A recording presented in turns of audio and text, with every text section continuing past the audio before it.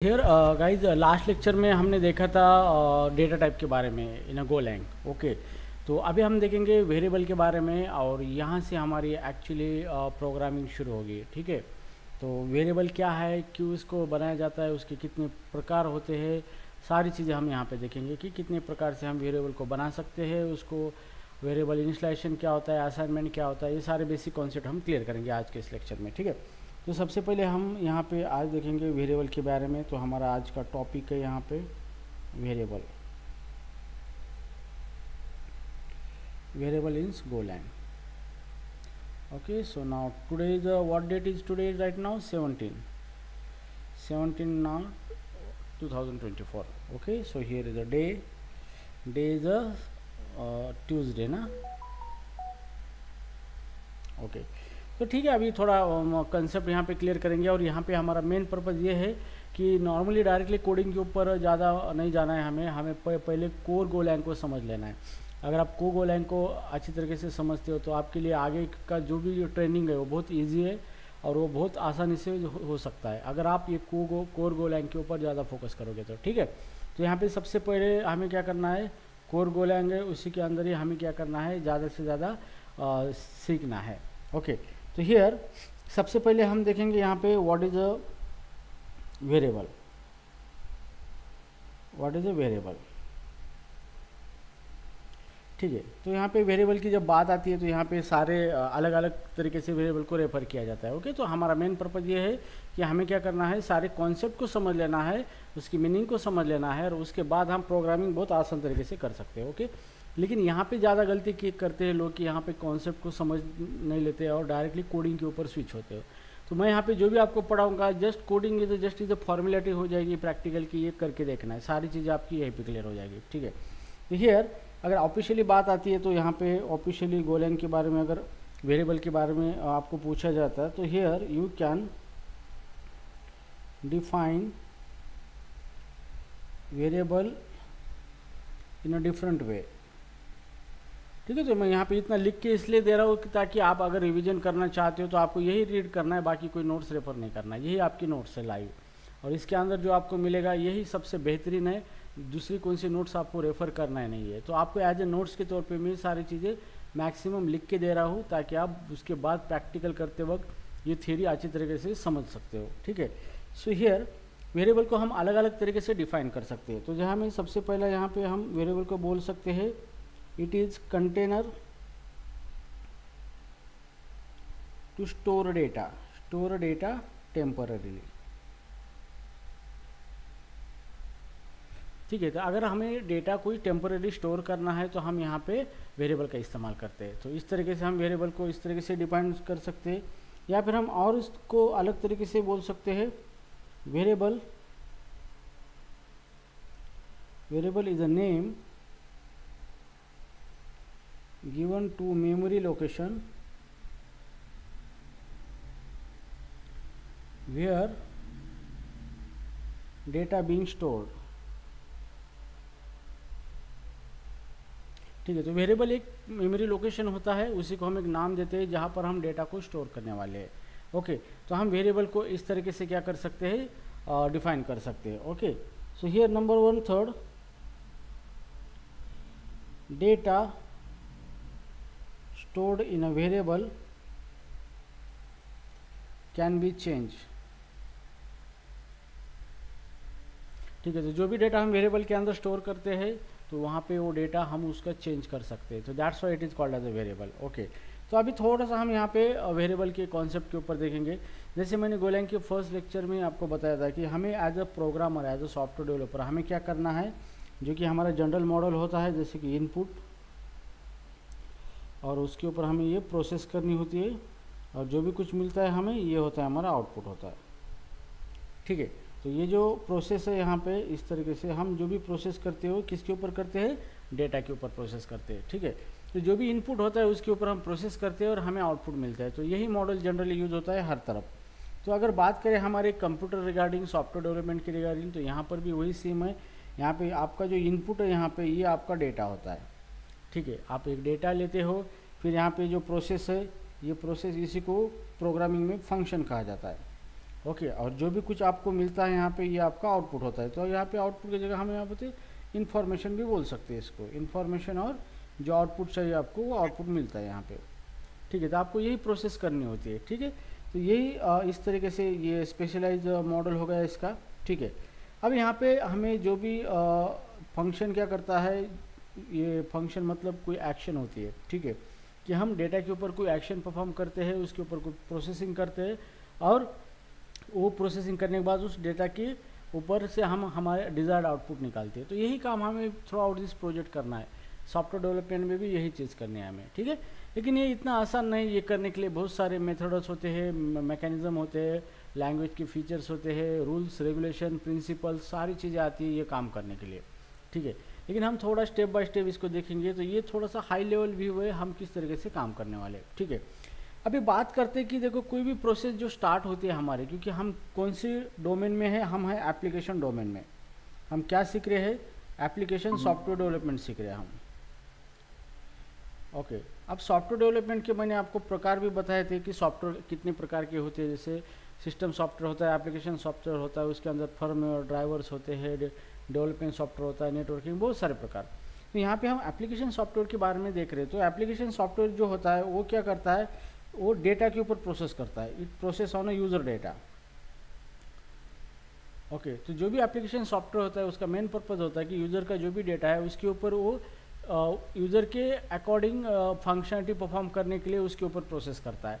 तो इस कैटेगरी की जो भी सॉफ्टवेयर होते हैं जो कि डेटा ओरिएंटेड होते हैं, मतलब डेटा के ऊपर प्रोसेसिंग करके कुछ फंक्शनलिटी परफॉर्म करते हैं, उसी को कहा जाता है एप्लीकेशन सॉफ्टवेयर। तो यहाँ पर भी हम एप्लीकेशन सॉफ्टवेयर की बात आती है तो इसके अंदर मेन सोर्स होता है, यहाँ पे डेटा होता है। ठीक है, तो यहाँ पे जो भी चीज़ होती है हमारी ये डेटा होता है, और हमें इस डेटा के ऊपर ही क्या करना होता है, ऑपरेशन करके आउटपुट निकालना पड़ता है। ठीक है, तो जैसे ही मैंने आपको बताया था, जब बात आती है डेटा की तो यहाँ पे बात आती है स्टोरेज की, और डेटा के ऊपर हम ऑपरेशन करते हैं उसको हम बोलते हैं फंक्शन। डेटा के ऊपर जो भी ऑपरेशन करते हैं, मतलब सेट ऑफ कोड लिखते हैं डेटा के ऊपर, उसी को फंक्शन बोला जाता है। ठीक है, तो फंक्शन जो आता है वहाँ पे आता है एल्गोरिदम आता है। ठीक है, अब बात करते हैं स्टोरेज की। अगर स्टोरेज की बात आती है तो यहाँ पे आपको मेमोरी लोकेशन चाहिए होता है, मेमोरी चाहिए होती है जिसके अंदर आप डेटा को स्टोर करके रखना है आपको, और फिर उसके ऊपर कोई प्रोसेसिंग करना है। ठीक है, तो जैसे ही बात आती है मेमोरी की तो यहाँ पे आता है एक measurement, that is called as space complexity. तो स्पेस कॉम्प्लेक्सिटी का मतलब ये होता है कि हम डेटा को स्टोर करने के लिए कितना स्पेस ले रहे हैं, मेमोरी ऑक्यूपाई कर रहे हैं। ठीक है, और जैसे भी आप यहाँ पे जैसे फंक्शन एल्गोरिदम की बात आती है, यहाँ पे स्टोरेज जो आता है डेटा। ठीक है, तो यहाँ पे एल्गोरिदम की बात आती है। ओके, तो यहाँ पे आता है आपका प्रोसेसिंग, कि आप कितना टाइम ले रहे हो प्रोसेस करने के लिए, तो यहाँ पे आता है टाइम कॉम्प्लेक्सिटी। तो इसके हिसाब से क्या होता है, आपका सॉफ्टवेयर की क्वालिटी मेजर होती है। ठीक है, अब चलो हमें पॉइंट पे आते हैं हमारे वेरिएबल के इसके ऊपर। तो यहाँ पे मान लो कि जैसे हम एक रियल लाइफ एग्जांपल लेंगे कि हमारे रियल लाइफ में चीज़ें किस तरीके से होती है, और प्रोग्रामिंग के अंदर भी चीज़ें सेम तरीके से होती है। ठीक है, तो यहाँ पे सबसे पहले कि मान लो जैसे मैंने आपको एग्जाम्पल भी दिया था एक जूस का। सो मान लो मेरे पास मुझे क्या करना है, एक जूस बनाना है। ठीक है, तो मुझे एक जूस बनाना है, तो जूस बनने के लिए मुझे इनपुट क्या चाहिए, यहाँ पे फ्रूट चाहिए। ये फ्रूट मेरा इनपुट है, इसके ऊपर मैं क्या करूँगा, कुछ प्रोसेस अप्लाई करूँगा, और जो भी प्रोसेस अप्लाई करेंगे उसका नतीजा क्या निकलेगा, जूस निकलेगा। तो ये इसका सिंपल सा एक प्रोसेस है यहाँ पे, स्टेप बाय स्टेप।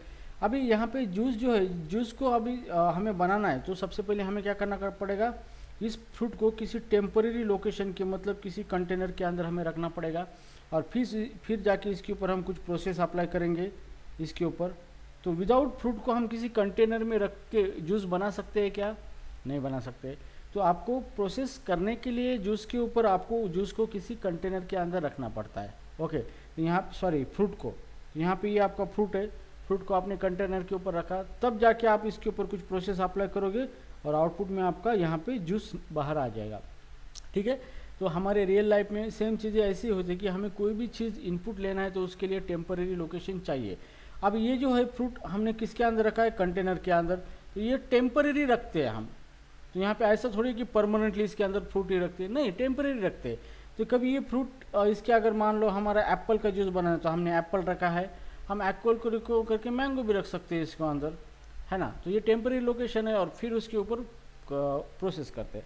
सेम इसी तरीके से अगर बात आती है हमारे प्रोग्रामिंग की, तो ये जो कंटेनर होता है ये होता है आपका वेरिएबल, ओके। और ये जो फ्रूट होता है ये होता है आपका डेटा, और फिर उसके ऊपर आप जो प्रोसेस करते हो इसे कहा जाता है फंक्शन। Same concept. तो यहाँ पे इसलिए हमें जो भी डेटा के ऊपर प्रोसेसिंग करनी है तो उसको हमें किसी टेम्पररी मेमोरी लोकेशन पे रखना पड़ता है ताकि उसके ऊपर हम कुछ ऑपरेशन परफॉर्म करें। अब ये वेरिएबल इसको क्यों कहा जाता है, क्योंकि ये कंटेनर के अंदर हम चेंज कर सकते हैं हमारे डेटा को। जैसे हमारा डेटा मान लो मैंगो था, मैंगो का जूस बनाया हमने, इसको रिमूव करके एप्पल का जूस बनाया हमने यहाँ पे, ओके। तो यहाँ पे बड़ा एप्पल, छोटा एप्पल, तो इसको हम रीयूज कर रहे हैं इस लोकेशन को, तो ये टेम्पररी लोकेशन होता है, ठीक है। तो यही कॉन्सेप्ट होता है वेरिएबल का। तो इसलिए हमें डेटा के ऊपर ऑपरेशन परफॉर्म करने तो हमें वेरिएबल बनाने पड़ते हैं और उसके अंदर डेटा स्टोर करना पड़ता है टेम्पररीली, और फिर उसके ऊपर हम ऑपरेशन कर सकते हैं। तो विदाउट वेरिएबल हम डायरेक्टली रीयूजेबल ऑपरेशन नहीं कर सकते, ठीक है। तो अभी चलो यहाँ पे हम एग्जांपल लेंगे वेरिएबल का। जैसे कि हमें सबसे पहले लेंगे variable declaration.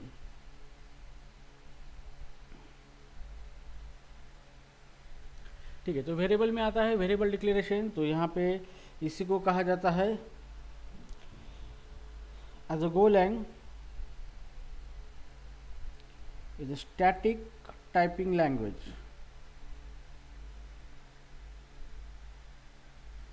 There is a need to declare a variable before use। ठीक है, तो अभी यहाँ पे गोलैंग एक स्टैटिक टाइपिंग लैंग्वेज है। तो स्टैटिक टाइपिंग का मतलब क्या होता है कि ये एक लैंग्वेज फिक्स कंटेंट का इस्तेमाल करती है। इसका मतलब ये है कि दो तरीके की चीज़ें होती है, नंबर एक होता है स्टैटिक और दूसरा होता है डायनामिक।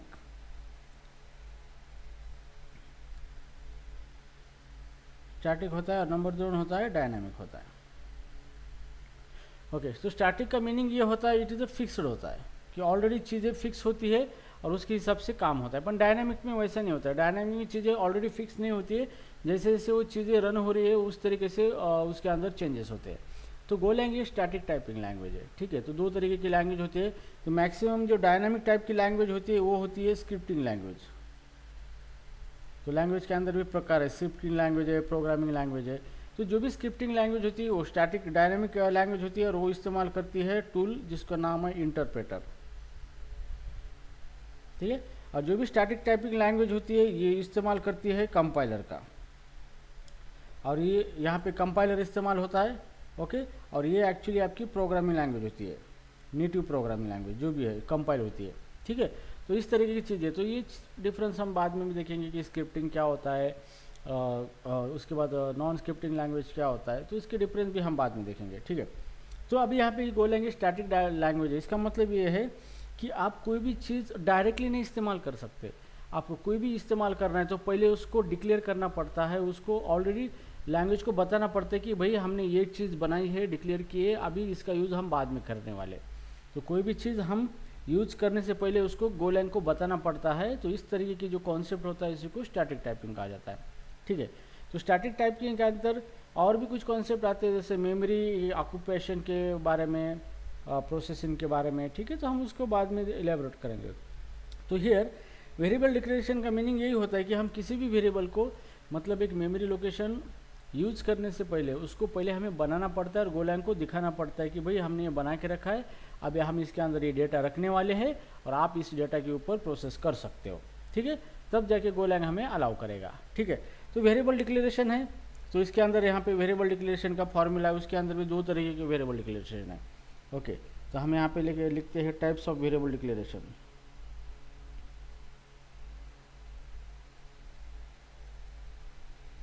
समझ में आ रहा है ना सबके? यस।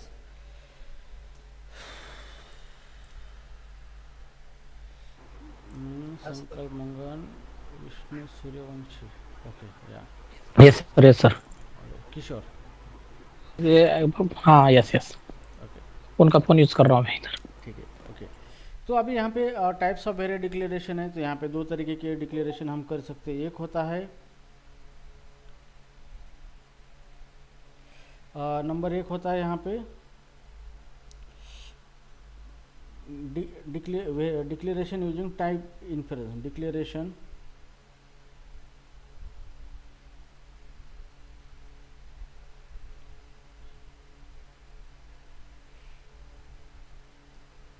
Type inference. देखो ये कॉन्सेप्ट बहुत इंपॉर्टेंट है, आपको बताए नहीं जाते, लेकिन जब इंडस्ट्री में काम करोगे या फिर इंटरव्यू में आपको इस तरीके से चीज़ें एक्सप्लेन करनी है तो आपका मैक्सिमम इंप्रेशन हो जाएगा। ठीक है, तो ये चीज़ें आपको कोई बताता नहीं, लेकिन यहाँ पे हम सारे डिटेल में पढ़ने वाले सारी चीज़ें। ओके, यहाँ पे डिक्लेरेशन यूजिंग टाइप इन्फरेंस होता है, और नंबर से होता है declaration using type annotation.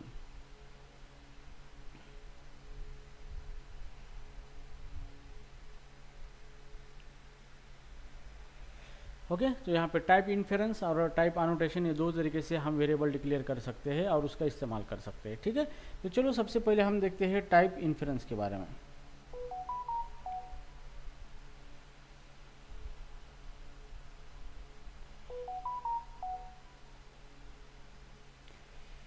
Variable declaration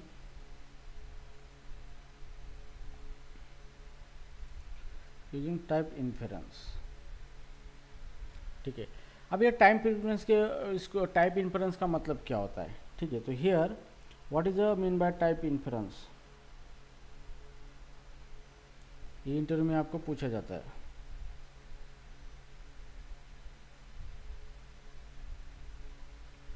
ठीक है, तो मैं यहाँ पे लिख के देता हूँ इंटरव्यू क्वेश्चन। सो गाइज, ये टैब के ऊपर जो कॉन्सेप्ट ले रहे हैं, आपको लगता है ये लेना चाहिए या फिर डायरेक्टली कोडिंग के जरिए आपको एक्सप्लेन करो। हेलो,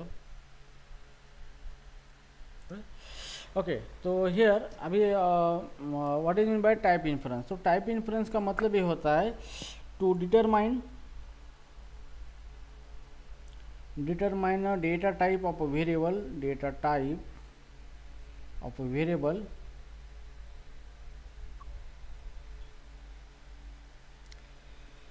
based on value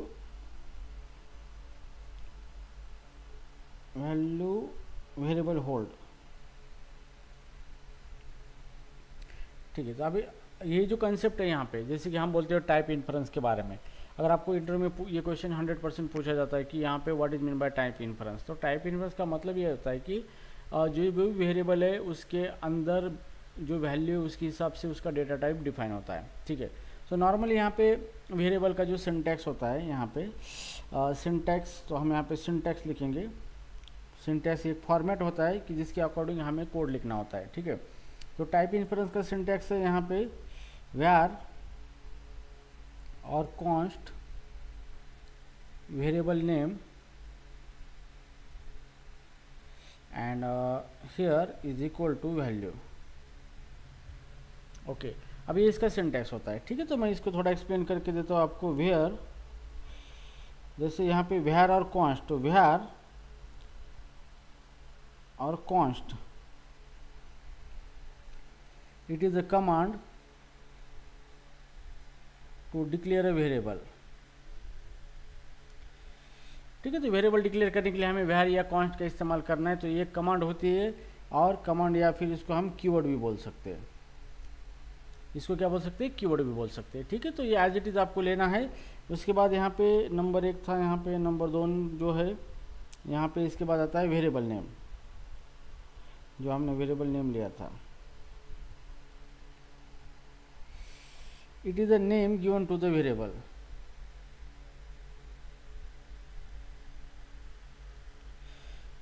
ठीक है, तो जो भी वेरिएबल हम बनाना चाहते हैं उसको एक नाम देना पड़ता है, और वही वेरिएबल नेम जो होता है, मतलब ये वेरिएबल हम नेम देते हैं। ओके, हम नेम यूज करते हैं वेरिएबल डिक्लेयर करने के लिए, तो ये वेरिएबल एक नेम होता है। ठीक है, और उसके बाद यहाँ पे हम लिखते हैं equal to value. Okay, so it is compulsory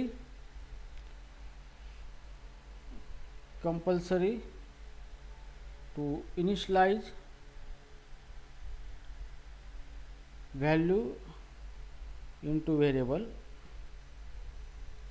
okay, तो वेरिएबल के अंदर आपको कोई वैल्यू इनिशियलाइज करना है, मतलब उसके अंदर वैल्यू रखना है, ठीक है। तो ये इसका एक एक्सप्लेनेशन है।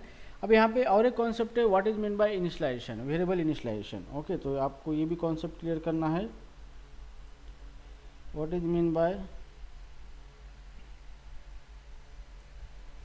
Variable initialize. तो ठीक है, ये बाद में मैं लेता हूँ आपको ये कॉन्सेप्ट, ठीक है। तो ये इसका सिंटैक्स है। तो मुझे वेरिएबल यहाँ पे क्या करना है, एक डिक्लेयर करना है, जिसके लिए मुझे ये var और कॉन्स्ट का इस्तेमाल करना है, फिर वेरिएबल का नेम देना है और उसके अंदर जो वैल्यू रखना है वो रखना है मुझे, ठीक है। तो हियर, ठीक है, तो यहाँ पे जैसे अभी मैं एक्चुअली वेरिएबल लिखता हूँ, जैसे मैं यहाँ पे var लिखता हूँ, वेरिएबल का नाम सिटी नाम दिया है मैंने, और इज इक्वल टू मैंने इसके अंदर क्या रखा है, पुणे रखा है यहाँ पे, ठीक है। तो this is called as a variable declaration, variable declaration of type inference,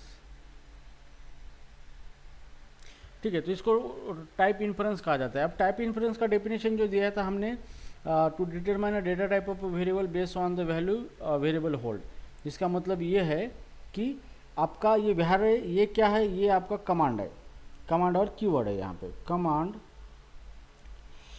command और इसको हम कीवर्ड बोल सकते हैं। और ये सिटी जो है ये है आपका variable name,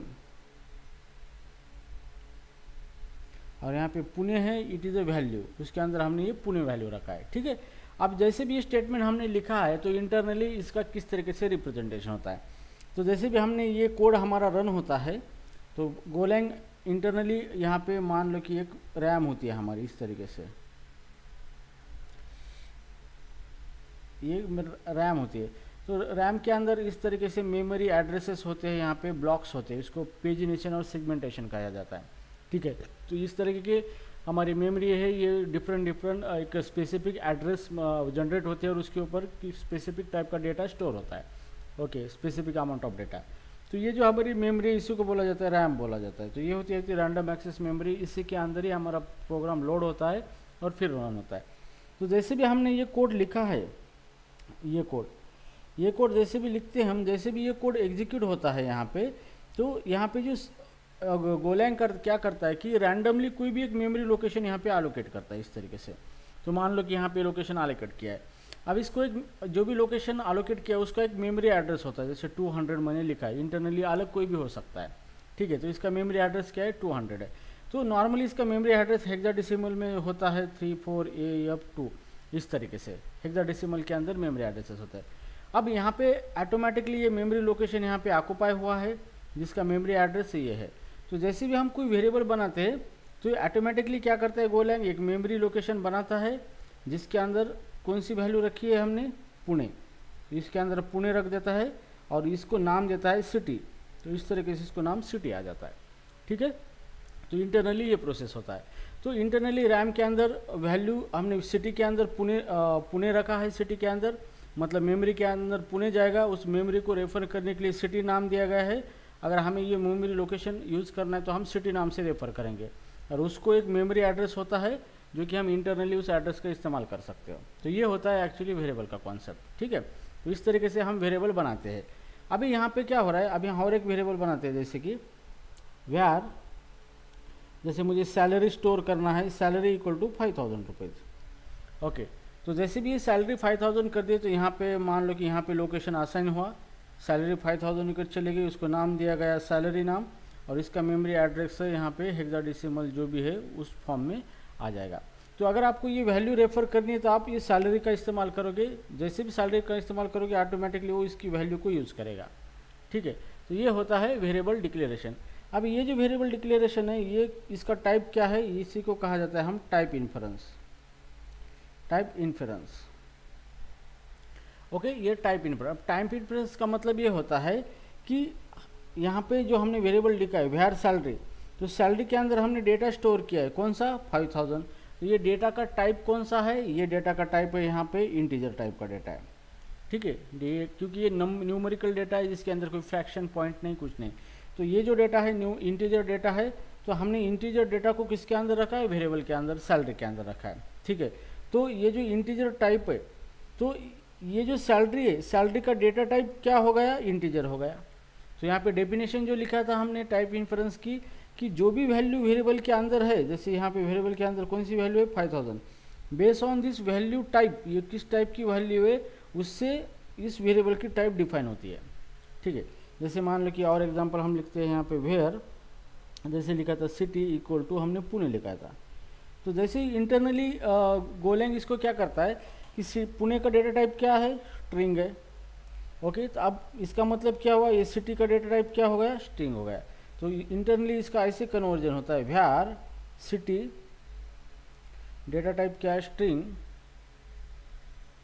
equal to Pune इसकी वैल्यू है। ओके, तो ये जो कंसेप्ट होता है इसी को कहा जाता है टाइप इन्फरेंस। मतलब एक्चुअली गोलैंग ये सपोर्ट करता है, लेकिन आप इस तरीके से कोड लिख सकते हो। लेकिन अगर कोड लिखते हो तो वेरिएबल के अंदर जो वैल्यू है जैसे पुणे, उसके बेस पे इस वेरिएबल का टाइप डिफाइन होता है, मतलब इसका इस तरीके से कन्वर्जन होता है और इस तरीके से गोलैंग फिर काम करना शुरू कर देता है। ठीक है, तो यहाँ पे व्हेयर एक कमांड है, सिटी वेरिएबल का नाम है जो कि स्ट्रिंग टाइप का डेटा ही स्टोर करके रखेगा और उसकी एक्चुअल वैल्यू यहाँ पे स्ट्रिंग टाइप का डेटा है। ठीक है, तो ये जो कंसेप्ट होता है इसी को कहा जाता है टाइप इन्फरेंस।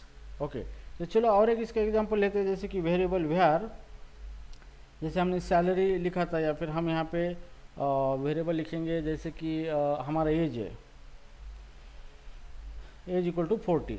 तो इसका मतलब ये होगा कि based on the value hold by the variable determine the type of that variable. मतलब वैल्यू कुछ टाइप का है, इंटीजर टाइप का है, तो ये इंटीजर टाइप की वैल्यू है, मतलब ये वेरिएबल की टाइप क्या हो गई, इंटीजर हो गई। मतलब based on the value it hold it define the type of the variable.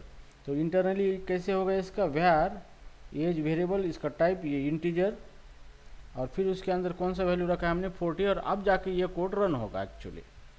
ठीक है, तो इस कंसेप्ट को कहा जाता है टाइप इन्फरेंस। ओके, तो रही बात और एक एग्जांपल की, तो हम यहाँ पे वेरिएबल व्हेयर, जैसे कि एवरेज नाम का वेरिएबल हमने लिखा है एवरेज और इक्वल टू 40.30, इस तरह से दिया है। अब यहाँ पे 40.30 का डेटा टाइप क्या आता है, यहाँ पे फ्लोट 64। ठीक है, तो इसका मतलब एवरेज वेरिएबल है, इसका डेटा टाइप क्या हो गया, फ्लोट 64। मतलब यहाँ पे व्हेयर एवरेज, इसका डेटा टाइप है फ्लोट 64 और इज इक्वल टू वैल्यू है 40.30। तो ये इस तरीके से कन्वर्जन इंटरनली होता है। ओके, तो यहाँ पे वेरिएबल हमने एवरेज बनाया है जो कि किस टाइप का डेटा स्टोर करेगा, फ्लोट 64 टाइप का ही डेटा स्टोर करेगा, इस अदर टाइप का नहीं करेगा। ठीक है, जो हमने डेटा टाइप में देखा था कि डेटा के अलग अलग टाइप होते हैं, फॉर्मेट होते हैं, तो ये फ्लोट 64 टाइप का डेटा स्टोर करेगा और इसके अंदर जो रखा है हमने data that is called as 40.30। तो ये डेटा हमने इसके अंदर अभी स्टोर करके रखा है। तो ये जैसे भी होगा तो यहाँ पे मेमोरी लोकेशन इस तरीके से बनेगा हमारा, उसके अंदर इस तरह के ब्लॉक्स होंगे और यहाँ पे मेमोरी लोकेशन के अंदर ऑटोमेटिकली कहीं तो भी मेमोरी असाइन होगी, इसको नाम दिया गया है एवरेज, और इसका भी कोई तरह एड्रेस होता है हेक्साडेसिमल में C21। ओके, तो इस तरीके से आपका रिप्रेजेंटेशन होता है इंटरनली। ठीक है, तो अभी यहाँ पे एक बात आती है वेरिएबल इनिशियलाइजेशन की। ठीक है, तो इनिशियलाइजेशन का मतलब क्या होता है अभी हम देखेंगे। What is a variable initialization, what is mean bye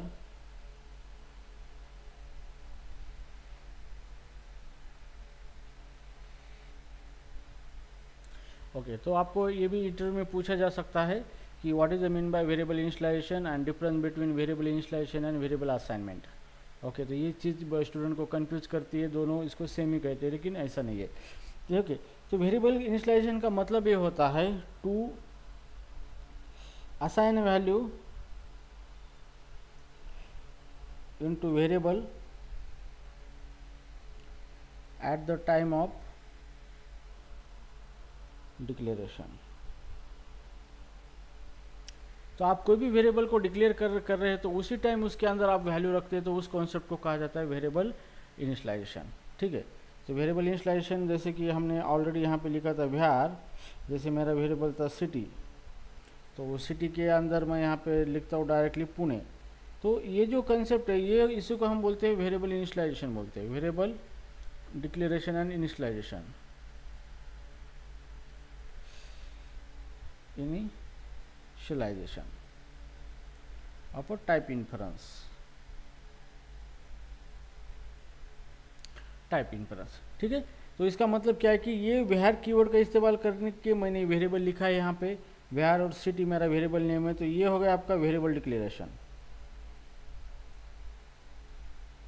इसी को कहा जाता है वेरिएबल डिक्लेरेशन। ठीक है, और जैसे भी मैंने इसको डिक्लेयर करते टाइम जो इतना मैंने वैल्यू असाइन कर दी उसके अंदर, ये हो गया आपका variable initialization.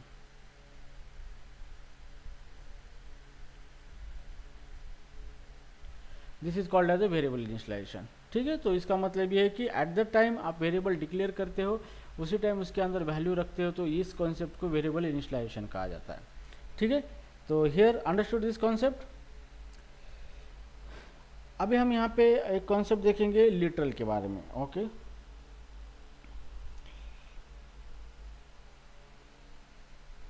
What is mean bye literal. Okay, अब लिटरल का मतलब क्या, आपने बहुत बार लिटरल सुना है। ओके, कंप्यूटर प्रोग्रामिंग जब आप सीखते हो तो उसी टाइम हम क्या करते हो, लिटरल के बारे में देखते हैं, लिटरल लिटरल बोलते हैं हर बार। अभी लिटरल क्या होता है, ठीक है। सो literal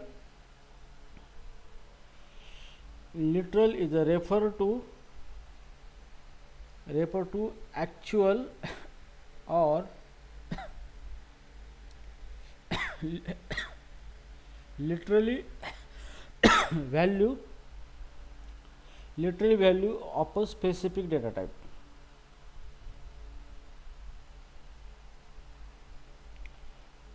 or it is the actual data। ठीक है, तो ये जो डेफिनेशन मैं लिख के दे रहा हूँ, तो ये आपको इस तरीके से इसको एक्सप्लेन करना है, मतलब बोलना है इसी तरीके का यूज़ करके। ठीक है, अब वेरिएबल लिटरल का मतलब ये होता है कि कोई भी वैल्यू होती है, एक्चुअल वैल्यू हम यूज़ करते हैं उसको लिटरल कहा जाता है। ठीक है, नाउ सेकंड पॉइंट होता है यहाँ पे, literal is always constant.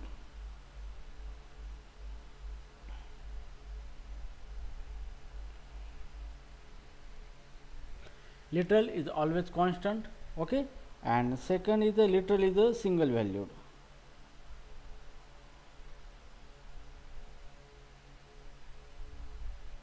Okay, अब इसका मीनिंग ये होता है कि लिटरल का मतलब क्या होता है कि लिटरल कोई भी हमारी वैल्यू होती है, जो भी हम कोई भी डेटा यूज करते हैं, मतलब कोई भी वैल्यू होती है वो एक लिटरल हो गया। ठीक है, मतलब किसी भी डेटा टाइप है हमारे पास, अलग अलग डेटा के प्रकार है, उसमें से कोई भी वैल्यू है तो वो एक लिटरल हो गया। अब लिटरल क्या होता है, ऑलवेज कांस्टेंट होता है, मतलब जो भी वैल्यू है उसको हम चेंज नहीं कर सकते, वो फिक्स होती है। सेकंड चीज़ है कि literal is a single value, मतलब जो भी लिटरल हम यूज़ करते हैं वो एक सिंगल वैल्यू होती है, मल्टीपल वैल्यू नहीं होती है। ठीक है, जैसे कि इसका एग्जांपल की बात करें, अगर हम यहाँ पे एग्जांपल, जैसे कि मेरा 10 क्या है मेरी, ये एक्चुअल वैल्यू है, तो ये क्या हो गया, लिटरल हो गया, this is a actual value और इस is called as a literal. Okay, अब ये 10 ये लिटरल है, मतलब एक्चुअल वैल्यू है, लेकिन इसको रेफर कैसे कहा जाता है, इसी को रेफर किया जाता है इसके टाइप के अकॉर्डिंग। मतलब 10 है, 10 का टाइप कौन सा है, इंटीजर टाइप की वैल्यू है, so this is called as a integer literal, इसको कहा जाता है इंटीजर लिटरल कहा जाता है। ओके, तो जो भी वैल्यू है उसको लिटरल कहा जाता है, और लेकिन उसके डेटा टाइप का जो डेटा टाइप है उसको एसोसिएट करके उसको कहा जाता है इंटीजर लिटरल। ठीक है, तो इस तरीके से आप इसको रेफर कर सकते हो। मान लो आपके पास ये पुणे वैल्यू है, अब पुणे क्या है, डबल कोटेशन में एक लिखा है, तो मतलब ये इसका डेटा टाइप क्या हो गया, स्ट्रिंग हो गया, तो इसी को हम बोलते हैं यहाँ पे इंटीजर कांस्टेंट लिटरल। ओके, तो लिटरल जो वैल्यू होती है वो कांस्टेंट होती है, इसलिए उसको हम जो भी उसका डेटा टाइप है, जैसे इंटीजर कांस्टेंट लिटरल हम इसको कहते हैं। ठीक है, जैसे यहाँ पे पुणे है, पुणे की डेटा टाइप स्ट्रिंग है, तो इसको हम कैसे कह सकते हैं, स्ट्रिंग कांस्टेंट लिटरल। ओके, तो इसको कांस्टेंट इसलिए कहा जाता है कि जो पुणे पुणे ही है, इसके अंदर हम चेंज नहीं कर सकते। जैसे मैंने यहाँ पे ऑलरेडी ऊपर लिखा था 10, तो 10 ही होता है, जैसे मैं 10 + 20 करूँगा तो उसका रिजल्ट 30 आएगा, लेकिन 10 ही होता है, 20 होता है, इसके अंदर कोई बदल नहीं होता है। तो हमने मैथ में भी सीखा है कि कांस्टेंट का मतलब क्या होता है, एनी वैल्यू जो उसको हम कांस्टेंट कंसिडर करते हैं। ठीक है, तो वही लिटरल होता है आपका। सो जैसे कि और आपकी लिटरल है, जैसे कि मेरी वैल्यू ट्रू है, जैसे हमने देखा कि हमारी जो डेटा है ट्रू है, वैल्यू ट्रू है, मतलब इसका डेटा टाइप क्या हो गया, बुलियन हो गया, बुल। तो इसको किस तरह से रेफर करना है आपको, बुलियन कांस्टेंट लिटरल।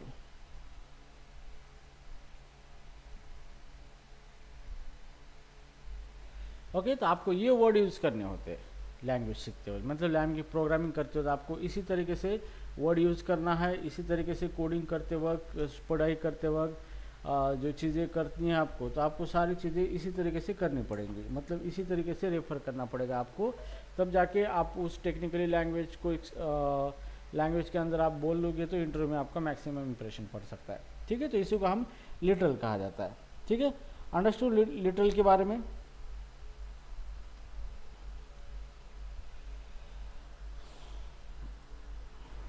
ओके, तो यहाँ पे समझ में आपको टाइप इन्फरेंस क्या होता है, किस तरीके से हम वेरिएबल बनाते हैं टाइप इन्फरेंस का यूज करके। ठीक है, तो अभी हमें सेकंड देखना है यहाँ पे टाइप अनोटेशन।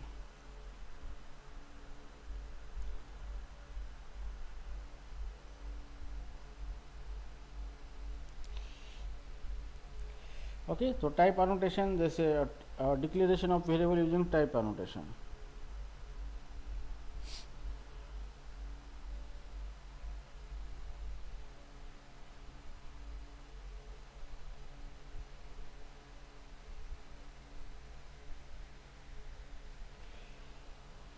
ठीक है, तो here to define data type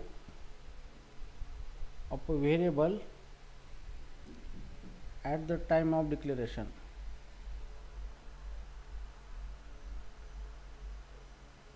ठीक है, तो यहाँ पे वेरिएबल डिक्लेयर करने से पहले हम उसके अंदर किस टाइप का डेटा स्टोर करने वाले ये ऑलरेडी हमें वहाँ पे लिखना पड़ता है, उसी को कहा जाता है टाइप अनोटेशन। ठीक है, तो जैसे कि अभी मान लो कि इसका सिंटैक्स देखेंगे किस तरीके से सिंटैक्स है इसका, जैसे var और const कमांड हम यूज़ करते हैं, वेरिएबल नेम है यहाँ पे, इसके बाद डेटा टाइप, हम किस टाइप का डेटा स्टोर करने वाले हैं, और यहाँ पे इक्वल टू वैल्यू। ठीक है, तो अभी यहाँ पे एक चीज़ हमेशा ध्यान रखना है, जब भी आपको कोई कोड सिंटैक्स दिया जाता है तो उस सिंटैक्स के अंदर अगर ब्रैकेट आता है इस तरीके से, तो इसका मतलब ये चीज़ ऑप्शनल होती है, कंपलसरी नहीं होती है। ठीक है, तो ब्रैकेट के अंदर मैंने इक्वल टू वैल्यू लिखा है, मतलब वैल्यू अभी ये ऑप्शनल है। ठीक है, अब किस तरीके से, यहाँ पे पहले भी हमने देखा था कि var और const ये कमांड है जो वेरिएबल डिक्लेयर के लिए यूज़ होता है, ये आपका वेरिएबल नेम है, आप किस नाम देना चाहते हो वेरिएबल को, और इसके अंदर डेटा टाइप मतलब किस टाइप का डेटा आप उसके अंदर स्टोर करने वाले हो, फिर उसके अंदर वैल्यू आप रख भी सकते हो या फिर नहीं भी रख सकते हो। ठीक है, तो हियर जैसे इसका एग्जाम्पल देखेंगे,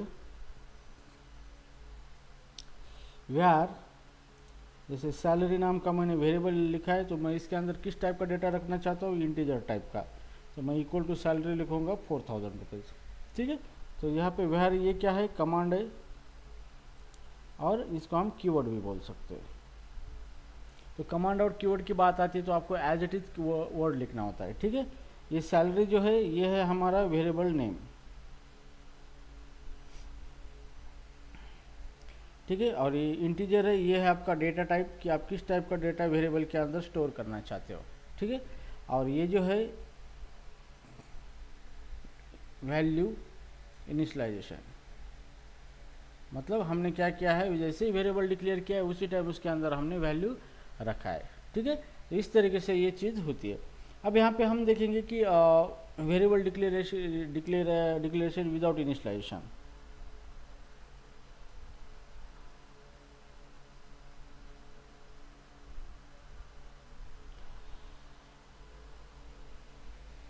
वेरिएबल डिक्लेरेशन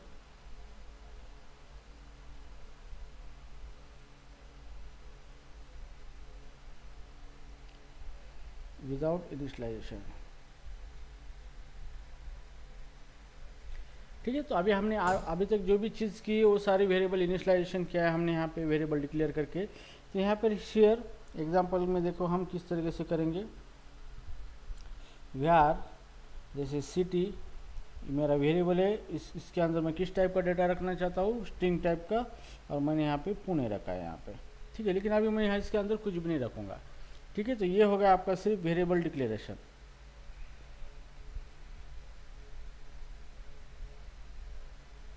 ठीक है। यहाँ पे वेरिएबल डिक्लेरेशन, अब यहाँ पे इनिशियलाइजेशन कुछ नहीं हुआ, तो मैंने यहाँ पे वेरिएबल डिक्लेयर किया है। अभी मैं इसका यूज़ भी कर सकता हूँ, बाद में इसके अंदर कुछ रख सकता हूँ, जैसे city is equal to Pune.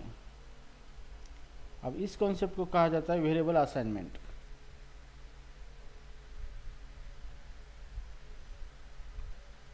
इसी को कहा जाता है वेरिएबल असाइनमेंट, ठीक है। तो ये आपको दो क्वेश्चन पूछे जाते हैं, मतलब difference between initialization and assignment. तो इनिशियलाइजेशन का मतलब ये होता है कि वेरिएबल जैसे भी डिक्लेयर करते हैं उसी के अंदर हम वैल्यू रखेंगे। यहाँ पे जैसे कि पुणे, तो ये होगा इनिशियलाइजेशन। अगर हमने वैल्यू नहीं रखी after declaration of a variable, उसके बाद हम वैल्यू रखेंगे, that is called as assignment.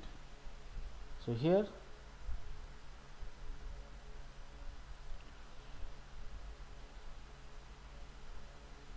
assignment. Insert value into variable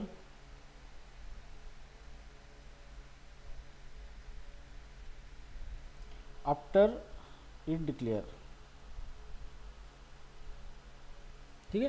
तो वेरिएबल डिक्लेयर करने के बाद हम उसके अंदर क्या कर सकते हैं, वैल्यू क्या कर सकते हैं, उसके अंदर हम असाइन कर सकते हैं, ठीक है।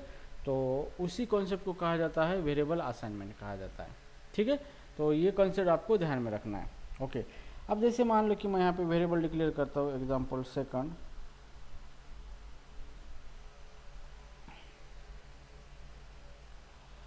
Okay, example second. अभी ना इसके अंदर जैसे मैं वेरिएबल लिखता हूँ, वेरिएबल जैसे कि मेरा वेरिएबल है एज नाम का वेरिएबल है, ठीक है, और इसका डेटा टाइप मैंने इंट रखा है। तो मतलब इस वेरिएबल के अंदर मैं क्या करूँगा, सिर्फ इंटीजर टाइप का डेटा ही रख सकता हूँ, ठीक है। जैसे कि ये वेरिएबल हमने बनाया है, तो यहाँ पे ये मेमोरी लोकेशन इस तरीके से है हमारा रैम, और ये रैम के अंदर हमारा इस तरीके से ये मेमोरी ब्लॉक्स है, ठीक है। तो जैसे कि हमें एक नाम दिया गया है यहाँ पे लोकेशन को, this is called as as, और इसका मेमोरी एड्रेस है यहाँ पे इस तरीके से हेक्साडेसिमल में, ओके। अब यहाँ पे एज का डेटा टाइप हमने रखा है इंट, मतलब इसके अंदर सिर्फ हम इंटीजर टाइप का ही डेटा रख सकते हैं। अगर हमने इसके अंदर एज के अंदर यहाँ पे रखा है पुणे, तो it will give the error, यहाँ पे क्या आएगा, एरर आएगा, ठीक है। क्यों, क्योंकि पुणे का टाइप कौन सा है, स्ट्रिंग टाइप है, और हमने क्या डिक्लेयर किया है, उसका टाइप इंटीजर। यहाँ पे पुणे कभी स्टोर होगा ही नहीं, क्यों, क्योंकि यहाँ पे सिर्फ इंटीजर टाइप का डेटा ही स्टोर होगा। तो यही होता है आपका डेटा टाइप डिक्लेरेशन, ठीक है। तो आपको इसको अवॉइड करके यहाँ पे कोई भी इंटीजर नंबर ही आप इसके अंदर स्टोर कर सकते हो, ठीक है, जैसे 400, और फिर जाके ये वर्क होगा आपका 400 इस तरीके से, ओके। तो ये चीज़ आपको ध्यान में रखना है, जब भी आप इस वेरिएबल कोई बनाते हो तो उसका जो डेटा टाइप है आपको मेंशन करना पड़ता है।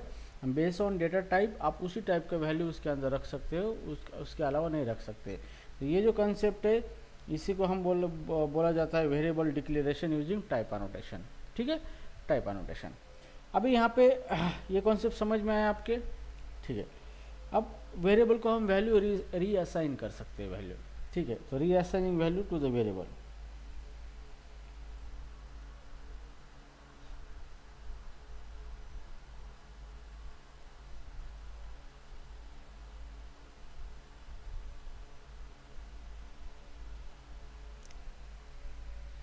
रीअसाइनिंग वैल्यू टू द वेरिएबल।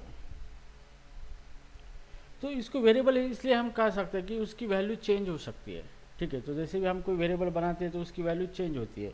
जैसे कि हम यहाँ पे लिखेंगे व्यार, जैसे मेरा एवरेज नाम का वेरिएबल है और इसका टाइप मैं रखता हूँ फ्लोट 64, तो ये फ्लोट 64 टाइप का ही डेटा स्टोर करके रखेगा। तो इसके अंदर मैं 40.30 वैल्यू रख दी मैंने, ठीक है। तो ये होगा आपका वेरिएबल इनिशियलाइजेशन,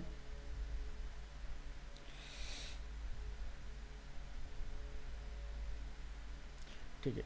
अब जैसे मान लो कि फ्लोट के अंदर कितना है, सॉरी एवरेज के अंदर कितना वैल्यू है मेरा 40.30। अगर मैं एवरेज के अंदर मुझे दूसरी वैल्यू रखना है यहाँ पे, तो एवरेज 50.40, तो इस तरीके से भी कर सकते हैं। इसी को बोला जाता है रीअसाइनमेंट ऑफ अ वेरिएबल,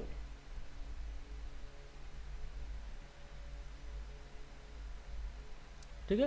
तो आप वेरिएबल की वैल्यू को चेंज कर सकते हो। तो पहले आपने 40.30 रखा था, लेकिन हम उसको चेंज करके 50.40 भी उसके अंदर रख सकते हैं। ठीक है, तो इसी को कहा जाता है रीअसाइनिंग value to the variable.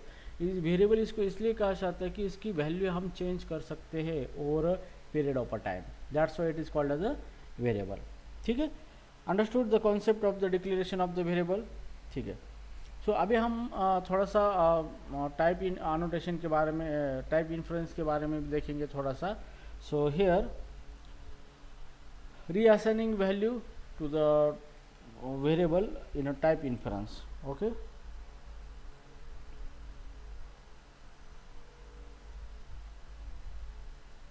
reassignment of a value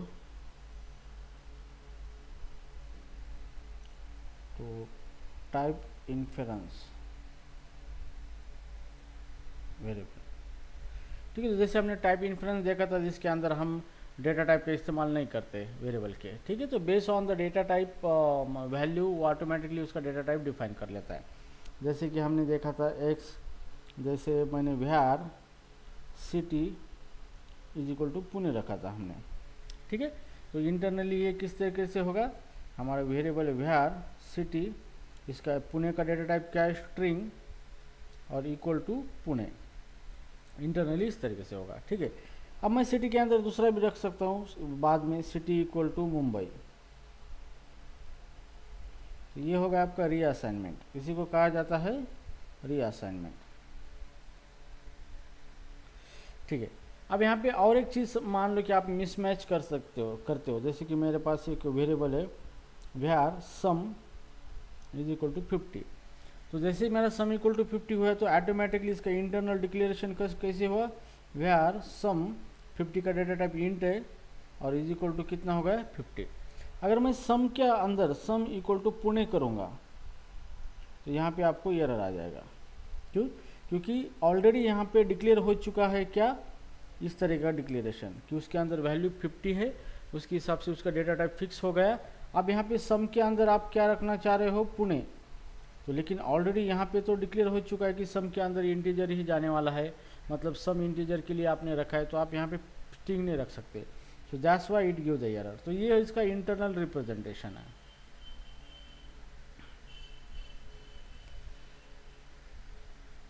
this is called as a internal representation. Okay, तो इस तरीके से ये चीज़ें आपकी वर्क होती है।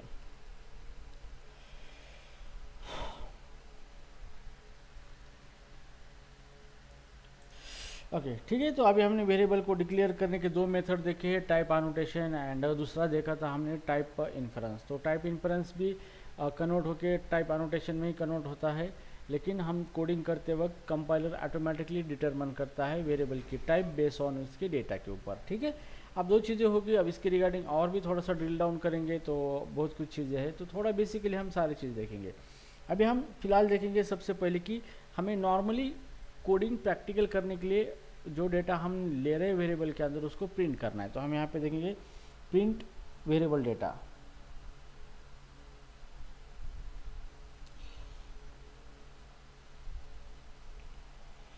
वेरिएबल डेटा को प्रिंट करना है हमें। ठीक है, तो यहाँ पे सिंपली आपको यूज करना है there is a package.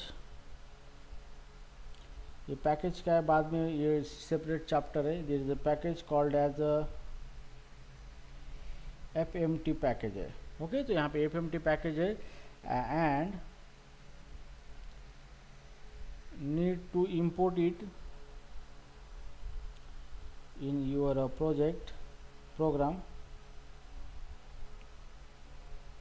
need to import in your program and call its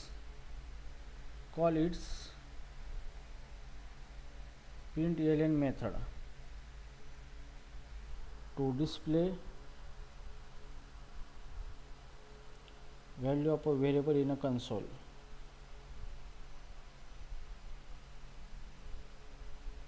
ठीक है, तो अगर आपको किसी वेरिएबल की वैल्यू प्रिंट करनी है कंसोल के ऊपर, तो कंसोल मतलब ये आपका एक कमांड लाइन इंटरफेस होता है जिसके ऊपर आपको आउटपुट दिखता है, जो कि ब्लैक स्क्रीन होती है, उसी को हम कंसोल बोलते हैं। ठीक है, तो हियर जैसे कि एग्जांपल मैं लिखता हूँ यहाँ पे, तो आपको यहाँ पे प्रिंट फंक्शन का इस्तेमाल करना है। जैसे कि मैं अभी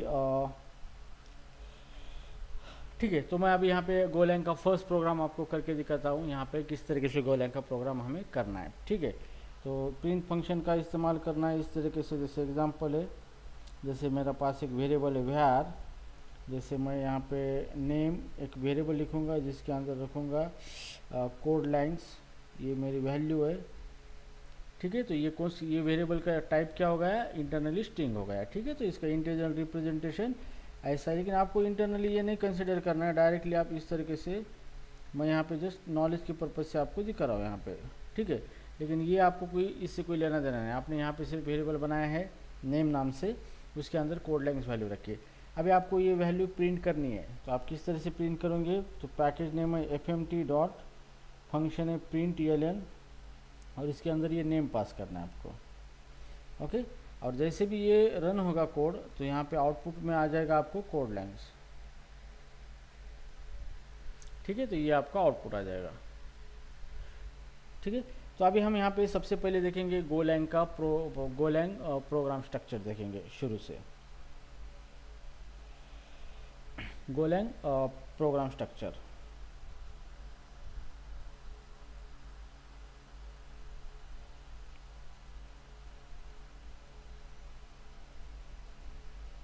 बेसिक स्ट्रक्चर।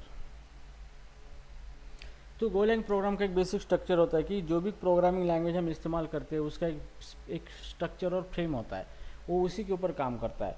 तो यहाँ पे जो भी टेक्नोलॉजी होती है वो हर किसी चीज़ के ऊपर नहीं काम करती, उसको एक डिफाइन किया वाला वे होता है, वो स्ट्रक्चर होता है, उसी के अकॉर्डिंग वो काम करते हैं, ठीक है। तो गोलैंग का प्रोग्राम का स्ट्रक्चर है, जैसे मान लो ये हमारी स्क्रीन है,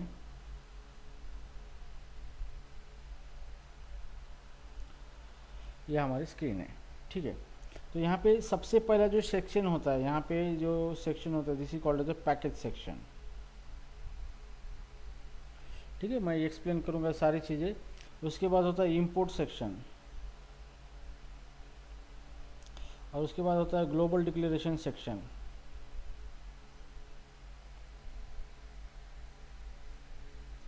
और यहाँ पे होता है मेन फंक्शन, ठीक है। तो मेन फंक्शन जो होता है this is called as the main function, ठीक है। तो ये होता है आपका गोलैंग का यहाँ पे प्रोग्रामिंग स्ट्रक्चर होता है, ठीक है। तो थोड़ा मैं इसको वेयर के इसको थोड़ा सा एक्सप्लेन करना चाहूँगा, यहाँ पे लिख के देता हूँ आपको ये चीज़ें, okay. So here number 1 where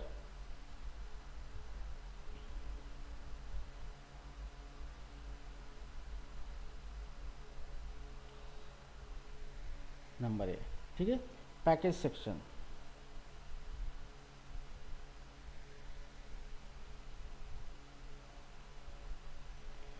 अब ये जो पैकेज सेक्शन होता है, okay, it is the first line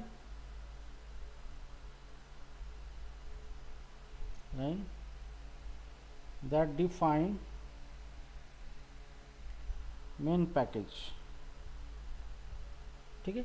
तो आपका जो गोलैंग का प्रोग्राम होता है, मतलब ये मॉड्यूलर अप्रोच इस्तेमाल करता है, मतलब आप आपके प्रोग्राम की सारी फाइल है जो आपके प्रोजेक्ट्स की, वो पैकेज के अंदर रख सकते हो, अलग अलग पैकेज बना के, और सारे पैकेज को अलग अलग मॉड्यूल के अंदर आप उसको रख सकते हो, ठीक है। तो यहाँ पे एक हायरार्की बनती है, जैसे कि हम यूज़ करते हैं, जैसे कि ये हमारा फोल्डर होता है, फोल्डर तो हमारे ऑपरेटिंग सिस्टम में जब भी हम देखते हैं तो फोल्डर बनाते हैं, और फोल्डर के अंदर यहाँ पे मल्टीपल फाइल्स होती है, फाइल 1, फाइल 2, फाइल 3, तो इस तरीके से हम अलग अलग फाइल्स फोल्डर के अंदर रखते हैं। तो यहाँ पे यही होता है कि हमारा जो भी प्रोग्राम होता है, बहुत सारी फाइलें होती है प्रोजेक्ट के अंदर, तो उसको एक प्रॉपर स्ट्रक्चर में कैटेगराइज किया जाता है, और उसी को कैटेगराइज करने के लिए इस्तेमाल किया जाता है, जैसे पैकेजेस का इस्तेमाल किया जाता है, और इसी कंसेप्ट को कहा जाता है मॉड्यूलरिटी। तो मॉड्यूलरिटी का मतलब क्या होता है कि कॉमन जो भी चीज़ें होती है वो उसका एक ग्रुप बना के हम रखते हैं। जैसे हमारा स्टडी मटेरियल के फोल्डर में जहाँ पे स्टडी, एंटरटेन के अंदर हम पूरे मूवीज़ वगैरह रखते हैं, तो हम क्या करें, एक लॉजिकली ग्रुप बनाते हैं, और उस लॉजिकली ग्रुप बना के उसी ग्रुप के रिलेटेड चीज़ें उस ग्रुप के अंदर रखते हैं हम, ठीक है। तो इससे क्या होता है कि हमें एक मॉड्यूलरिटी अच्छी होती है कि ताकि हम किसी चीज़ को एक साथ कंबाइन नहीं करेंगे, जहाँ पर हमें जाना है वहीं पर हम अच्छी तरीके से जाके चीज़ें कर सकते हैं। सो प्रोग्रामिंग में भी यही होता है कि आपका जो प्रोजेक्ट बड़ा होता है, ग्रो होता है, उसके अंदर बहुत सारे अलग अलग फाइल्स बनती है, बहुत सारा कोड होता है, तो उसको आप प्रॉपर एक स्ट्रक्चर में मेंटेन करते हो, और उसी को मॉड्यूलरिटी कहा जाता है। तो उसमें से एक मैकेनिज्म है that is called as a package. तो पैकेज को आप कंसिडर कर सकते हो एज अ फोल्डर, तो आप पैकेज का मतलब एक फोल्डर होता है और उसके अंदर ये अलग अलग फाइल आप लिखते हो यहाँ पे, ठीक है। तो यहाँ पे जो भी फाइल है यहाँ पे उसको हम कोड कह सकते हो, लॉजिकली कोड, ठीक है। तो जो भी कोड एक एक फाइल का हम लिख रहे हैं वो कोड एक उस पैकेज के अंदर जा रहा है, ठीक है। तो कंसिडरली पैकेज का मतलब फोल्डर, और जो भी कोड हम लिख रहे हैं वो कोड होता है आपका फाइल होता है गोलैंग के अंदर, ठीक है। तो उसके बाद हम देखेंगे पैकेज कॉन्सेप्ट भी है हमें स्पेशल चैप्टर, तो वहाँ पे देखेंगे। तो यहाँ पे सबसे पहले आपको जो भी मेन फंक्शन लिखना है, मतलब गोलैंग का बेसिक प्रोग्राम लिखना है, तो आपको सबसे पहले पैकेज सेक्शन के अंदर आपको लिखना पड़ता है मेन पैकेज, ठीक है। तो एग्जांपल में आपको पैकेज मेन, ये लाइन आपको लिखनी पड़ती है। तो पैकेज मेन का मतलब क्या है कि आपका फोल्डर बन चुका है जिसका नाम है मेन, और फिर मेन फोल्डर के अंदर आपका जो कोड लिखने जा रहे हैं आप नीचे गोलैंग का, वो कोड इस फोल्डर के अंदर चला जाएगा। तो यहाँ पे हम इसको फाइल बोल सकते हैं कोड को। तो ये जो कॉन्सेप्ट होता है, ओके, इसी को पैकेज कॉन्सेप्ट कहा जाता है, ठीक है। तो जो भी आपका गोलैंग का प्रोग्राम है सबसे पहली लाइन आपको पैकेज मेन ही लिखना पड़ता है, ओके। ये डिफ़ॉल्ट पैकेज होता है गोलैंग का जहाँ से हमारा प्रोग्राम एग्जीक्यूशन स्टार्ट होता है, ठीक है। तो आपको ये मेन पैकेज लिखना पड़ता है। उसके बाद है इंपोर्ट सेक्शन,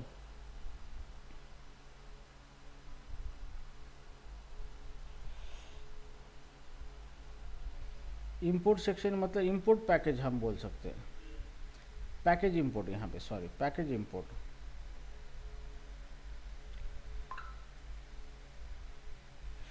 ठीक है। तो यहाँ पे 2 नंबर को है पैकेज इंपोर्ट्स,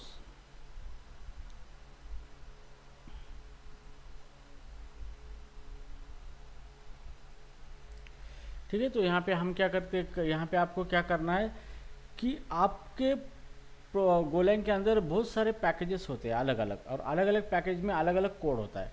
अगर आपको किसी दूसरे पैकेज का कोड किसी दूसरे पैकेज के अंदर यूज़ करना है तो आपको उस पैकेज को इंपोर्ट करना पड़ेगा, ठीक है। जैसे मान लो कि मेरे पास एक लॉगिन एक पैकेज है, ओके। तो मान लो कि हमारा लॉगिन का फोल्डर है, इसके अंदर अलग अलग कोड है। ये कोड है हमारा कोड 1, ये दूसरा कोड है C2, ये लॉगिन पैकेज के अंदर है। और हमारे पास दूसरा एक पैकेज है, मान लो कि ये मेन पैकेज है हमारा, ठीक है। और इसके अंदर हमारा यहाँ पे मेन प्रोग्राम है, यहाँ से हमारा प्रोग्राम स्टार्ट हो रहा है।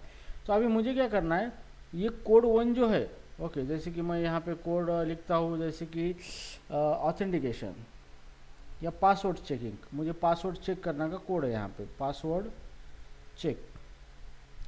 ये कोड मैंने कहाँ पे रखा है, मेरे लॉगिन पैकेज के अंदर। अब मेरा जो ये मेन पैकेज है, इसके अंदर मेरा कोड मेन है, मुझे इसके अंदर ये कोड चाहिए। तो ये कोड मैं डायरेक्टली एक्सेस नहीं कर सकता क्योंकि सबसे पहले मुझे इस लॉगिन को इस मेन पैकेज के अंदर, इस प्रोग्राम के अंदर पहले इंपोर्ट करना पड़ेगा, और फिर इसके ज़रिए मुझे इसको कॉल करना पड़ेगा इसके अंदर, ओके। तो इस तरीके का जो मैकेनिज्म होता है। तो आपको किसी दूसरे पैकेज को आपके प्रोग्राम के अंदर इंपोर्ट करना है ताकि उसका कोड आप यूज़ कर सकते हैं। तो यहाँ पे पैकेज इंपोर्ट नाम का एक सेक्शन है, यहाँ पे आपको अलग अलग पैकेज इंपोर्ट करने होते हैं, ठीक है। तो जैसे जैसे हम कोड करेंगे आपको सारी चीज़ें यहाँ पे पता चलेगी, ठीक है। ना यहाँ पे ग्लोबल डिक्लेरेशन सेक्शन, ठीक है। तो नंबर 3,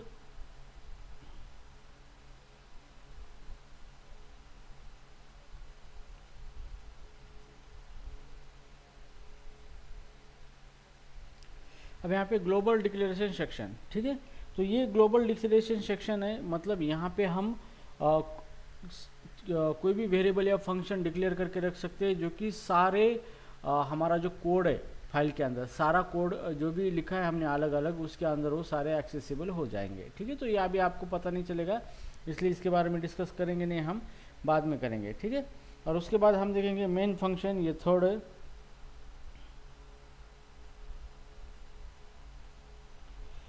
मेन फंक्शन। तो ये जो मेन फंक्शन होता है ये होता है entry point of your Golang programme,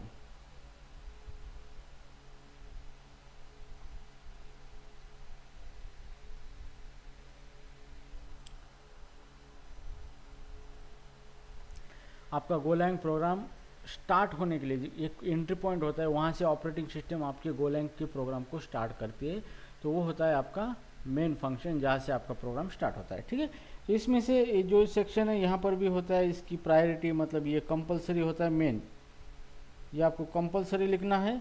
global section ये ऑप्शनल होता है, आप लिखो या डिक्लेयर करो या मत करो। पैकेज इंपोर्ट भी ऑप्शनल होता है, ये नहीं लिखा तो भी प्रोग्राम रन होता है हमारा, लेकिन ये जो पैकेज मेन है ये कंपलसरी है।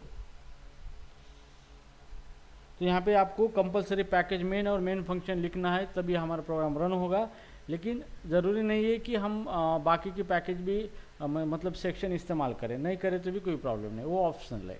ठीक है, तो चलो अभी मैं आपको इसका पूरा कोड करके देता हूँ एग्जाम्पल के तौर पे। तो here first program of Golang to display welcome message.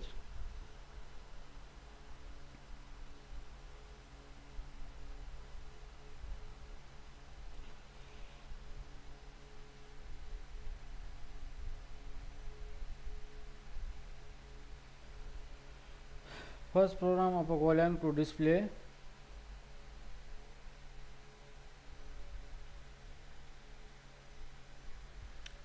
the message। ठीक है, तो यहाँ पे वेलकम मैसेज डिस्प्ले करने का फर्स्ट प्रोग्राम हम गोलैंग का लिख रहे हैं। तो सबसे पहले हमें पैकेज लिखना है, यहाँ पे पैकेज मेन, ये फर्स्ट लाइन आपको लिखनी है फाइल के अंदर। ठीक है, सो पैकेज मेन फाइल है। उसके बाद सेकंड है यहाँ पे मुझे एक FMT नाम का पैकेज चाहिए जिसके अंदर प्रिंट करने के कुछ फंक्शन है। ठीक है, तो जैसे कि मान लो मैं इसको बाद में लिखता हूँ, आपको यहाँ पे प्रिपेयर करना है मेन फंक्शन को। तो फंक मेन ये फंक्शन है आपका एंट्री कोड। ठीक है, आपको एक मैसेज देना है तो आप वेरिएबल का इस्तेमाल करके भी दे सकते हो। तो व्हेयर मैसेज नाम का वेरिएबल डिक्लेयर किया है इज इक्वल टू, यहाँ पे हम देंगे वेलकम इन गोलैंग। ठीक है, तो ये वेरिएबल लिखा है हमने। अभी मुझे इसको प्रिंट करना है, तो प्रिंट करने के लिए ये जो फंक्शन है प्रिंट एलियन, और इसके अंदर मैं ये मैसेज वेरिएबल दे दूंगा। ठीक है, लेकिन जैसे भी ये मैं लिखूंगा तो यहाँ पे एरर आ जाएगा, क्योंकि ये बोलेगा ये प्रिंट एलियन क्या है भाई, हमें पता नहीं। लेकिन ये प्रिंट एलियन एक फंक्शन है, ऑलरेडी लिखा हुआ कोड है, लेकिन वो कोड किसके अंदर है, FMT नाम के पैकेज के अंदर ये कोड है। तो हमें इस FMT पैकेज को इंपोर्ट करना पड़ेगा इस फंक्शन के अंदर। तो यहाँ पे हम लिखेंगे इंपोर्ट FMT डबल कोटेशन के अंदर। तो जैसे ही हम इसको इंपोर्ट करेंगे तो ये पैकेज हमारे अंदर आ गया। फिर इसको रेफर करके FMT डॉट फिर उसका प्रिंट एलियन फंक्शन कॉल करेंगे और इसको हम ये मैसेज दे देंगे। तो जैसे भी प्रोग्राम रन होगा तो ये प्रिंट एलियन क्या करेगा, मैसेज के अंदर कौन सी वैल्यू है, वेलकम इन गोलैंग, ये आपको आउटपुट दे देगा।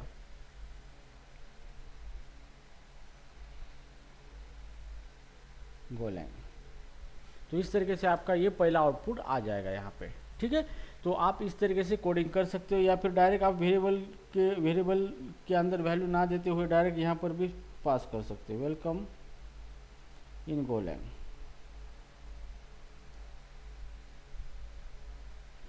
ठीक है, तो इस तरीके से करोगे तो भी आपका आउटपुट सेम ही होगा। ठीक है, तो ये हो गया हमारा प्रोग्राम।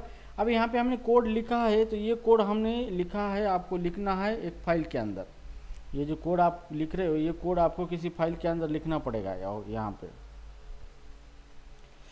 ठीक है, तो इसको एक फाइल बनानी है आपको, क्रिएट अ फाइल। आप फाइल को कोई भी नाम दे सकते हो, तो स्टैंडर्ड नाम है मेन डॉट, इसका एक्सटेंशन गो है। ठीक है, तो आपको कभी भी ध्यान रखना है ये गो एक्सटेंशन जो है डॉट गो ही आपको देना है। Go it is a extension that define Golang code file. ठीक है, तो यहाँ पे गोलैंग कोड सोर्स फाइल यहाँ पे बनी जाती है, गोलैंग सोर्स कोड फाइल। यहाँ पे सोर्स कोड फाइल, तो सोर्स कोड मतलब क्या है, ये जो कोड लिखा है हमने ये इसके अंदर, इसी को हम सोर्स कोड बोलते हैं। ठीक है, तो गोलैंग जो भी फाइल है उसको हमें मेन या फिर आप कोई भी नाम दे सकते हो, लेकिन डॉट एक्सटेंशन गो इसका एक्सटेंशन होना चाहिए। ठीक है, अब इस फाइल को हमें रन करना है, तो कमांड प्रॉम्प्ट पे जाके हमें CMD जो भी कमांड प्रॉम्प्ट है, या फिर हम किसी एडिटर का इस्तेमाल कर रहे हैं, तो इसको रन करने के लिए कमांड है गो रन, और फाइल का नाम क्या है हमारे मेन डॉट गो। जैसे भी ये कमांड रन करेंगे ऑटोमेटिकली क्या होगा, ये फाइल क्या होगी हमारी रन होगी। ठीक है, और रन होने के बाद प्रोग्राम रन होगा और यहाँ पे ये हमारा आउटपुट आ जाएगा। ठीक है, तो अंडरस्टूड ये प्रोसेस किस तरह से हो रहा है, इसको प्रैक्टिकल के भी हम करके देखेंगे, ठीक है। तो अभी सबसे पहले हम यहाँ पे देखेंगे setting a development environment for the Golang programme.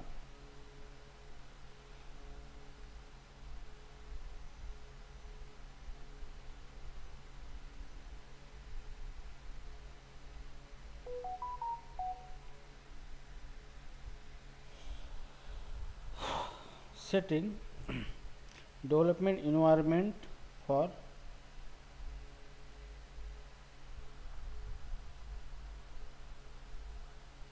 Golang program, ठीक है। तो हम गोलैंग प्रोग्रामिंग करने के लिए हमें डेवलपमेंट इन्वायरमेंट सेट करना पड़ेगा, ताकि इसके अंदर हम सेट ऑफ टूल का इस्तेमाल करके गोलैंग प्रोग्राम को क्या करेंगे, एग्जीक्यूट करेंगे, ठीक है। तो सबसे पहले हमें क्या क्या चीज़ें रिक्वायर है, so required tools and software.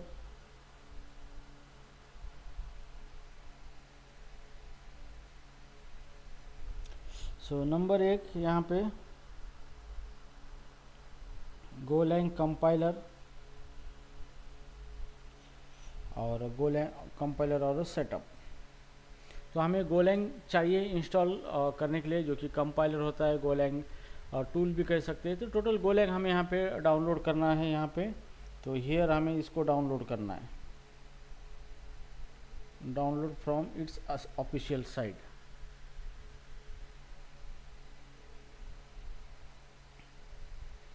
Okay, तो हमें इसको डाउनलोड करना है ना। उसके बाद हमें चाहिए नंबर 2 आईडी चाहिए। आईडी का इस्तेमाल अगर करेंगे तो बेस्ट होगा, नहीं तो टेक्स्ट एडिटर में भी काम चल सकता है। तो हम आईडी इस्तेमाल करेंगे, आईडीई। इसी को कहा जाता है integrated development environment.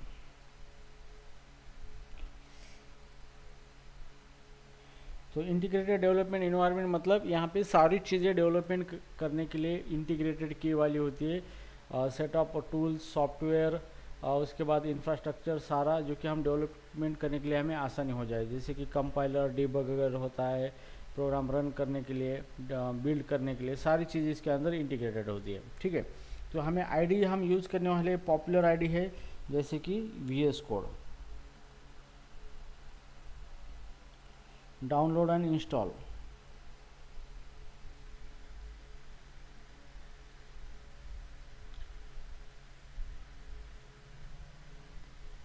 It's official site.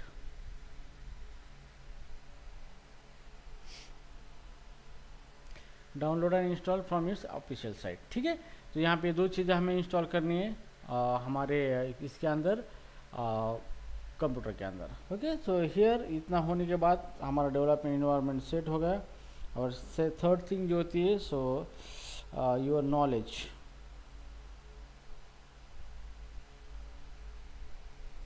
Knowledge to write program, Golang program, ठीक है। तो ये Golang program development environment setup करने के लिए आपको इतनी चीज़ें लगती है। शुरू में हमें गोलैंग डाउनलोड करना है, ठीक है। और उसके बाद हमें क्या करना है, आईडी, जैसे कि इंटीग्रेटेड डेवलपमेंट इन्वायरमेंट कहा जाता है, उसके अंदर हमें गोलैंग का कोड करना है, ठीक है। सो हियर अभी हमें जो गोलैंग है उसको थोड़ा सा इसका इन्वायरमेंट वेरिएबल भी कॉन्फ़िगरेशन करना ज़रूरी होता है। यहाँ पे configuration, so number 1 set Golang environment variable.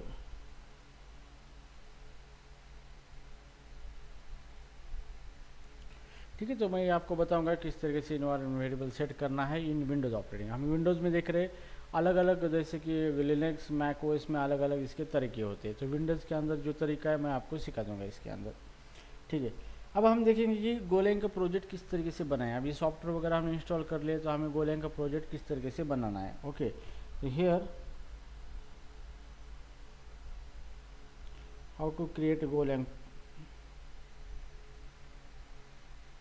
Simple project. उसके बाद हम देखेंगे वेल स्ट्रक्चर में, तो अभी सिंपल प्रोजेक्ट देखेंगे, ठीक है। तो सिंपल प्रोजेक्ट किस तरह से बनाना है, सबसे पहले स्टेप 1 ने आपको क्या करना है, create a folder in your choice location. आपको कहाँ फोल्डर बनाना है बनाओ, डेस्कटॉप पे बनाओ या फिर ड्राइव पे बनाओ, नो वरी, ठीक है। सो एग्जांपल डेस्कटॉप और ड्राइव, जो ड्राइव पे आपको बनाना है आप बना सकते हो उसको, ठीक है ना। उसके बाद सेकंड चीज़ आपको क्या करना है, उस फोल्डर को ओपन करना है VS कोड के अंदर। ओपन फोल्डर VS कोड, तो VS फोल्डर के अंदर हम इस फोल्डर को ओपन करना है, ठीक है।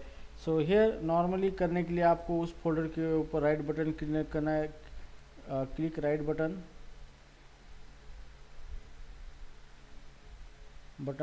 on a folder and select open with VS Code option,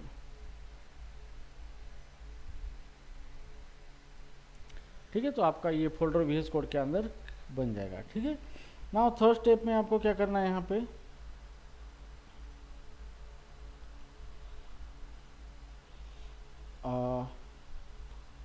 open terminal, open VS code terminal and write a command, execute a command,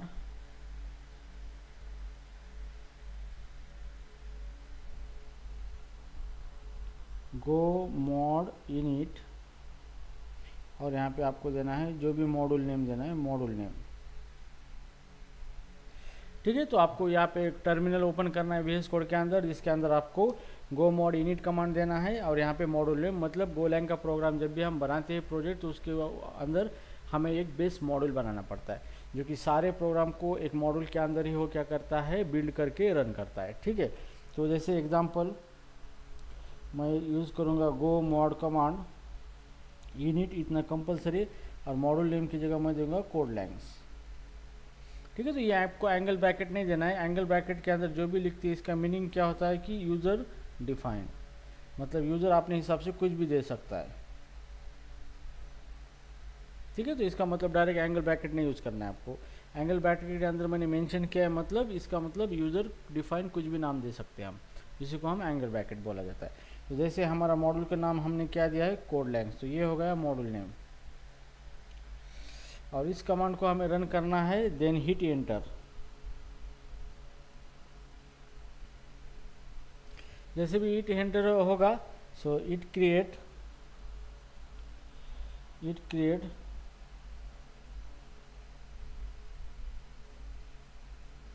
go.mod file, okay, go.mod file that include module name and version,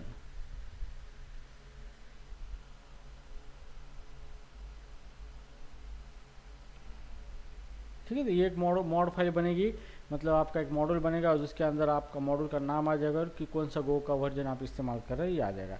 फिर after that second यहाँ पे finally fourth step है, create main.go file and write a code which I mentioned above,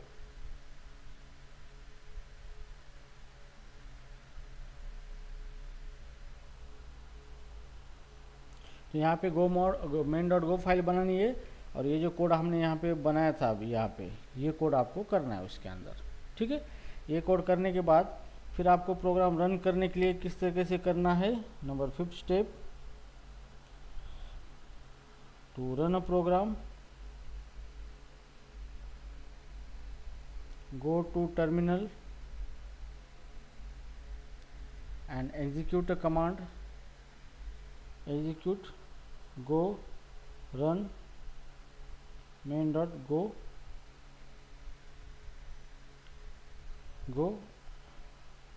ये command execute.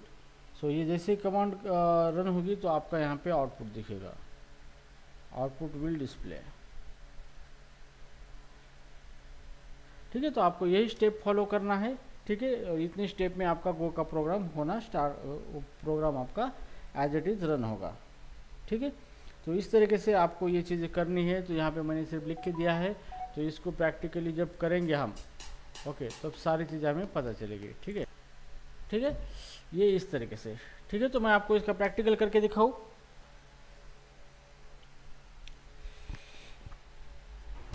Yes, हाँ sir. या फिर हाँ कर लेना है, बोलो।